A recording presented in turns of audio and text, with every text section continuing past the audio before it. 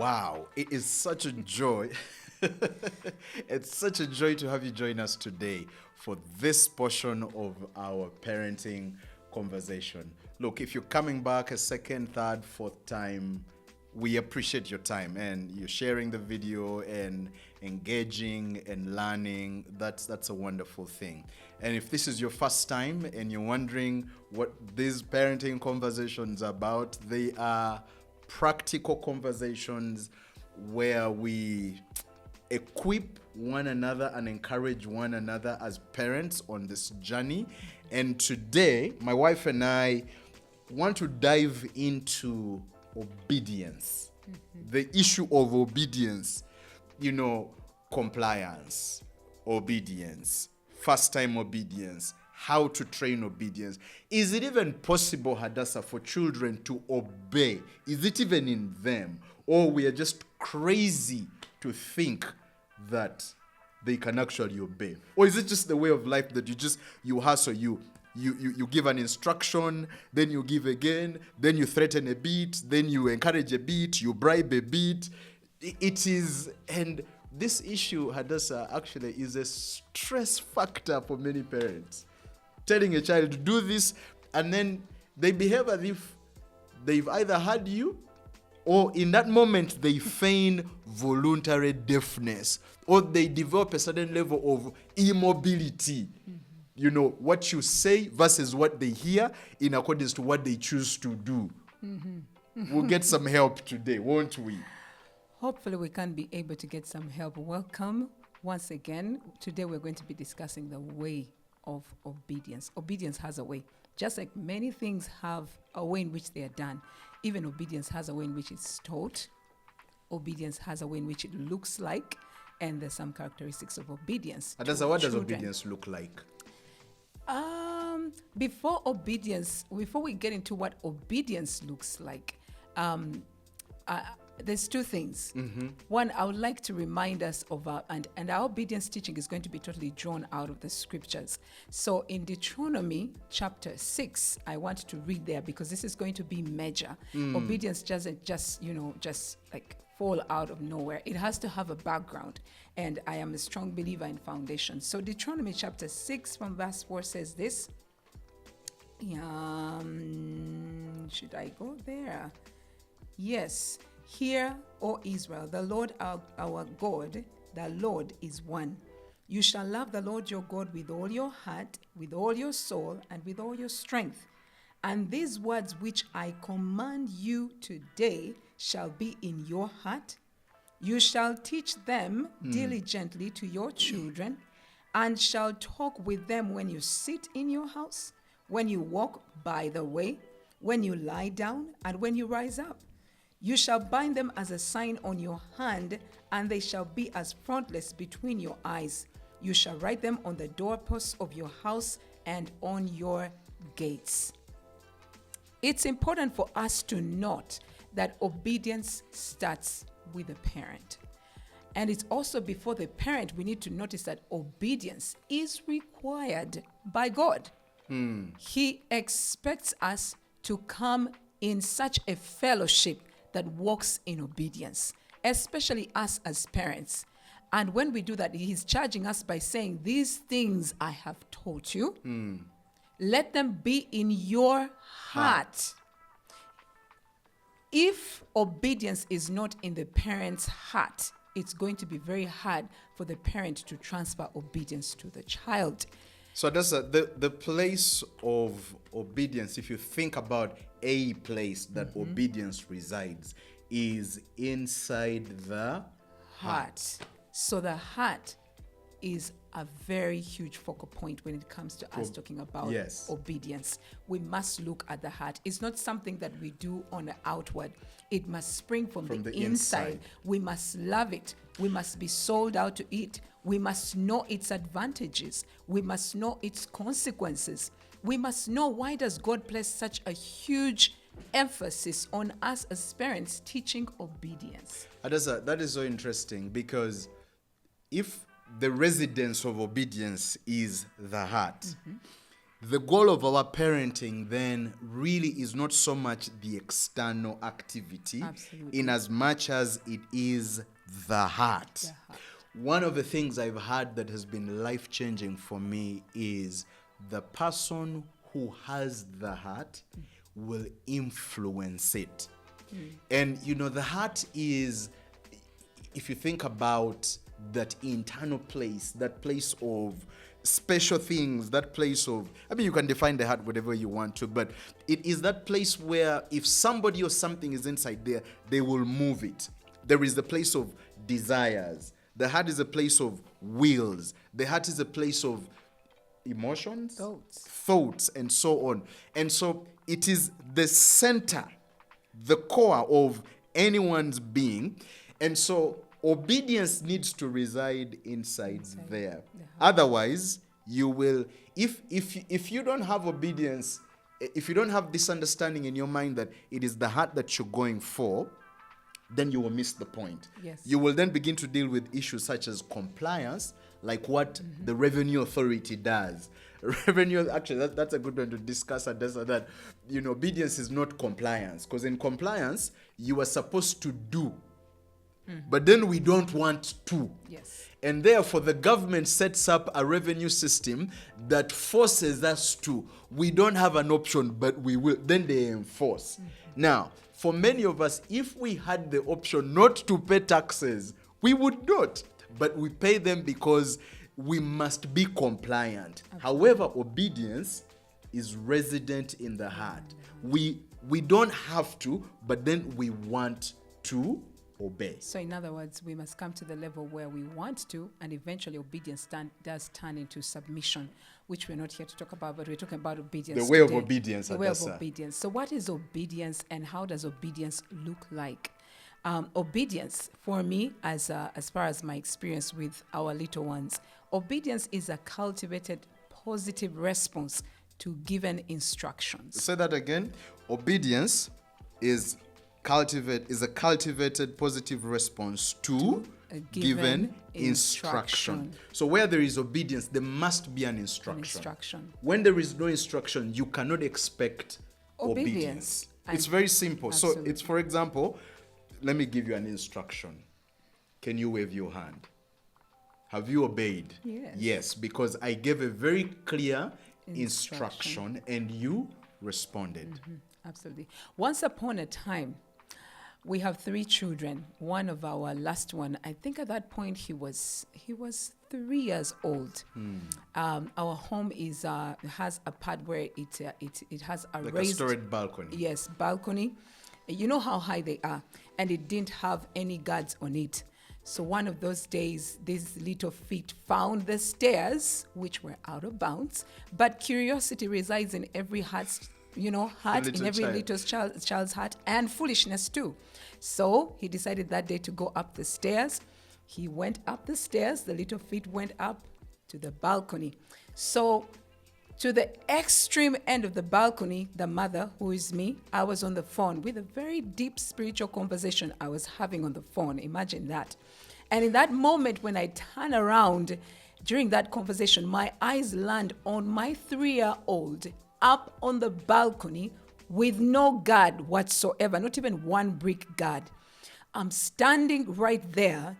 I'm looking at this young man, and I'm thinking, oh my God, we're about to make a mlambo. So I told the person on the phone, you hold on. I put the phone down. And in that moment, I called out to our son and I said, Jethro, you stand right where you are and don't even move.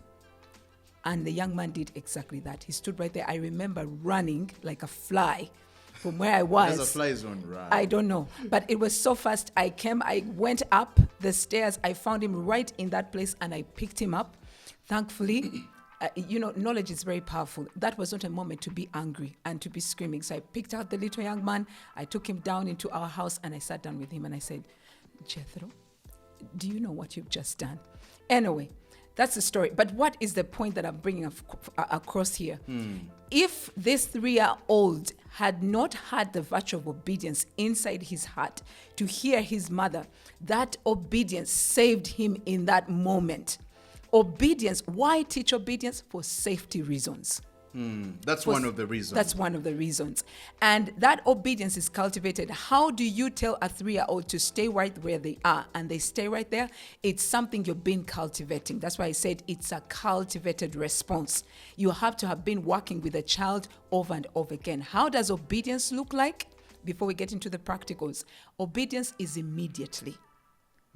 When I say, Jethro, stand right where you are, he doesn't go, It's not a suggestion for No. later or for you to consider. yes. It is for now. Now, so obedience is immediately. Obedience is complete. What you have said exactly, the child must be able to do. Obedience is Without challenge. without challenge. You don't ask, why? Mommy, why? In that moment of asking, the young man could easily lose his life. So obedience actually majorly is for safety reasons. And it's much more than just safety I'm reasons. saying that's one of the One of the reasons. reasons Yes. is that in the times when life is at stake, Yes. you want to be sure that you don't have the luxury of time to negotiate back and forth. You want to make sure that when I give you an instruction, you will obey right away, just as I have said. Because sometimes it's a life issue. It is and I don't have the luxury to explain. You know, you've some of you have watched this movie. What's the name of Tekken? There's a Tekken series they've done in the past, and the father of the girl, she's been kidnapped and so on, and they have these split seconds for him to communicate. And he says to her, do A, B, C, D. Now, if you've not been cultivating and training obedience, in the moment when you require its fruit, your child will begin to say, what are you saying? Why? Bichi? And stuff like that. And in that moment, life can go. There is so much at stake. But the other reasons why we train and teach, you cultivate obedience because it's a behavior. You cultivate it and you work at it. Is because it's just a good thing. It's the right thing to do. Have you seen parents who it's embarrassing to see a parent give instructions to their children and their children behave like they've had nothing? It's dishonorable. It's disrespectful. Oh my goodness. There's a better way. Guys, there's a better way. And this is what we're talking about that you can teach. Some of the other things, Adasa, is I think that also obedience does evoke blessings. the blessings of obedience, The yes. blessings of yes, obedience, which yes. they're as huge as from generation to generation. I mean, think about Abraham. When God gave him the try to go and sacrifice his son, God was very specific with his instructions. He said, rise early in the morning, go here, do this. And he did exactly that. And in doing that, he actually, the reason why we sing this song, Father Abraham had many sons. I am one of them. The blessings of obedience cut across. It's not just a daily, it's not just for the parent to be comfortable, but this is generations we are talking about. When we're training our children into obedience, there will be other critical life moments exactly. that need an obedient response that is going to serve the future of your child, his finances, his children, their children, and many other generations that are coming after us. So obedience does evoke blessings. As we're going to jump into the way, some of the practicalities of obedience and some considerations to make, it's important to note at this point, Hadassah, that our children's heart, just like anybody, is like a warehouse. And within that warehouse is stuff that we keep depositing. One of those is this virtue, this training of obedience, because you just never know at what point a demand on it will be created. Absolutely. There's others like otherness and self-control, and there's a lot of things that go into that warehouse. And so the question is, what are we feeding into that warehouse of our children's heart so that it is not necessarily for now, but it's for later?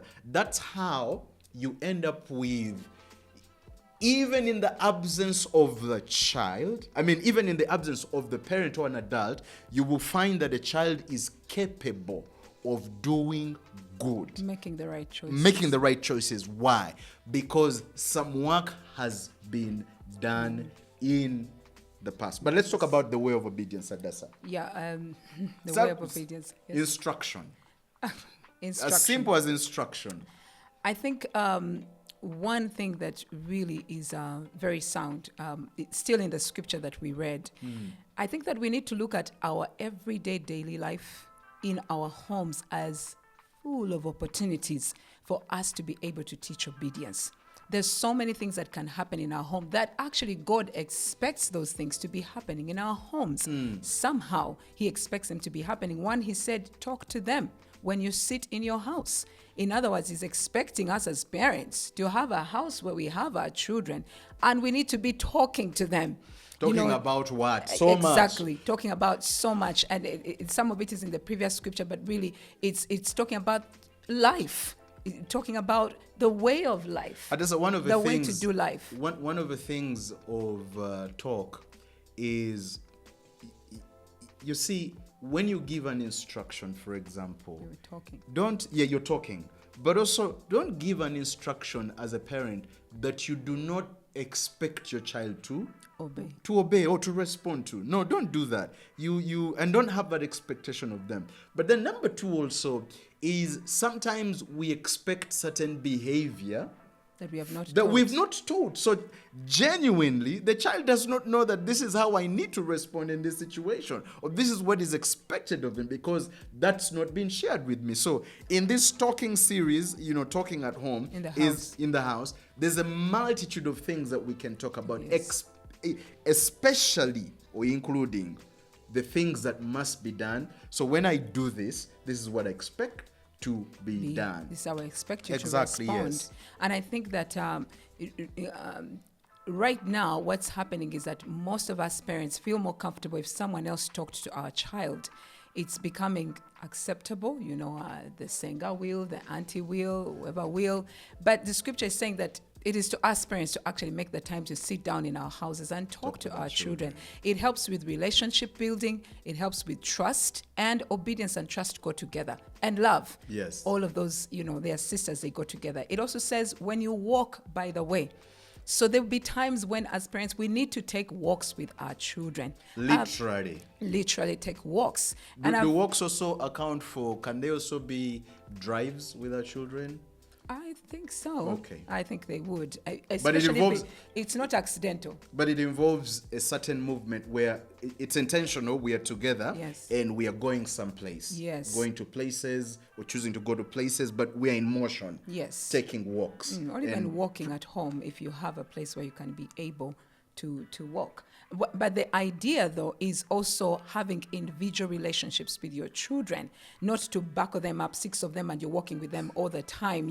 That's not, sometimes you can do that, but you need to have an individual each child needs to know that they have full access to you without any competition. Every child in the home needs to have that, so when you talk, the other one, when you lie down and when you rise up. So there is an expectation that we're sleeping in the same space with our children. When we go to put them down. Not in the same bed, but not in the same bed, absolutely. The same house. And they can be such intimate moments when we go to put our children to sleep. The day is ending, they're winding, up with their day.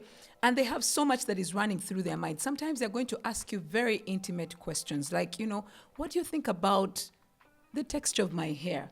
Or what do you think about the other dress, or whatever? Children have this thing where they have these intimate conversations, and as parents, we miss them sometimes. Sometimes those can be shower times, they can be lying down, putting them down to bed, and they have these conversations with you that are simply saying, I'm letting you into my heart. Remember, we talked about the heart. Yes. Yes, so the child sometimes will have moments when they open their heart to you, and you need to make sure that you're tuned to it. That's why the scripture is telling us when we lie down, when we rise up. And then it says, bind them as a sign on your hand and write them.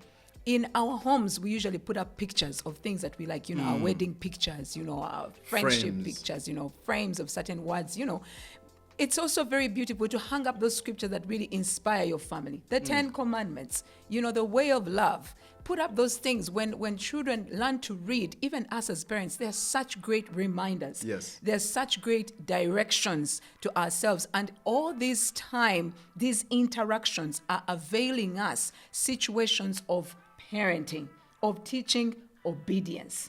When a child asks you, when you're putting them down to sleep, it's a very good time to even drive a lesson to them. Yep. When you're showering them, bring a lesson to them, perhaps about dressing, perhaps about how to treat the neighbor's child. Maybe there was a conflict during the day and you did not attend to it then. But when you're showering, you could easily tell your little one, when you make friends, this is how you talk to them. You don't raise your voice. This is how gentleness sounds like and looks like. And looks like. So all these moments are just opportunities for us to be able to teach obedience. And let me say this, all these 5 things we have shared, their one thing they have in common is that they're all outside conflicted times. Yes. We tend to come to teach, to correct when temperatures let me tell you, even for you as an adult, when someone confronts you in the heat of the moment, at that point, that is not the greatest time to teach, to pass a lesson. We will learn best when we are in non-conflicted times. So learn that. Teach these things when there is no stresses. And how does that happen? Every day. It's important to note that, 2 key things in that lineup of walk, talk, sit down. There is expectations that God has of parents. Yes. One of them that is very key is that you're actually present in very normal ways, very present. So for those of us who are parents who are busy on the go, we have to be a lot more intentional about this, that we are present with our children. Because it is the most natural, which is the second point, that these teachings and this parenting and these principles we are passing on are best received during non-conflicted times. Even for you as an adult, if I were to, we sometimes make the mistake and say, I will teach you a lesson when guns are blazing. No. When guns are blazing, I will defend myself. I want you to know. Naturally, my instinct is to defend myself. Even husbands and wives. So if you're going to deal with an issue, please find a time that we are in the time of peace. Even if I come up with a resistance, it will not be as lethal as when you find me when I am guarded and so on and so forth. But as we come to a wrap up of this, Hadassah, obedience, you can actually achieve what we call first-time obedience with your children. And you can trust knowing that I will give an instruction and it will be obeyed. Now, we are also referring to younger children a lot because, we deal with foundations. You begin the journey as you go. But you see, this element of presence and teaching and training is eventually when the children are older, you become a trusted source. You become a better coach for your children, a better mentor. And you will find that your children will, even in their older years, they will come back because this is investment that you have done in the earlier years that guarantee a certain level of qualitative relationship when they are much older, and they also become parents, in that time. Yes. So anyways, as we wrap up, just a few things that we could actually, remember. One, obedience is cultivated. It's not something that you achieve just one night. It's cultivated. It starts with a parent, and God does expect us to have it inside our heart. So if we don't really appreciate the advantages of obedience, it might be very hard for us as parents to actually realize how important it is to call our children to obedience. And we are saying that obedience can be achieved. We are saying your day at home, or even just one day, is full of many opportunities for us to be able to teach obedience to our children. When we walk with them, when we talk with them, when we lie down, when we write them everywhere in our house and they're able to see them in visible places, to remind them of what we're actually teaching. So obedience is something we go about step by step, and yes, it can be achieved. And maybe perhaps in our next video, we'll be able to go through the practicals. Like, where do I start from? How do I give the instruction? What if they don't obey the first time? Yes. What can I be able to do? And next time we'll be able to go through the practicals. Thank you so much.